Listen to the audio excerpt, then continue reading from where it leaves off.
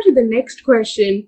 My 8-year-old son gets large bruises from small bumps, and he recently had a nosebleed that took a long time to stop.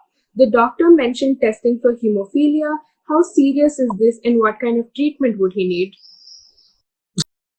So I'm so sorry to hear about this kid, and this is the symptoms what they're mentioning is concerning for sure.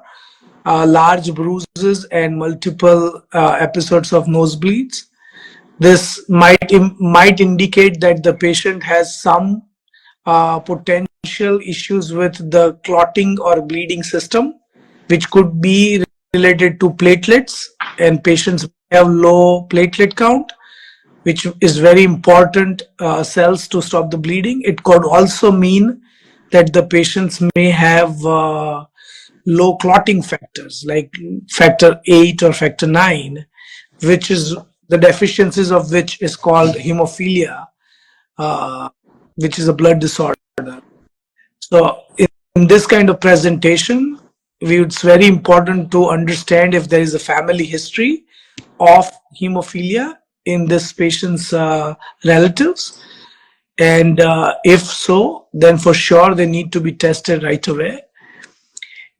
Even if they don't have a family history, and since the symptoms are concerning, I would definitely recommend them to get some blood work done, and which could be really diagnostic for hemophilia or not.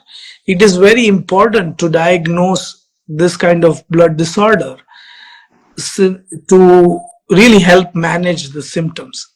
It's very important that these are all very curative and manageable disorders. So knowing if a child has either an immune thrombocytopenia or low platelet count or hemophilia is important to know so that you can manage their bleeding episodes accordingly. If a child is requiring a surgery of any kind, then knowing that they have a bleeding disorder is very important.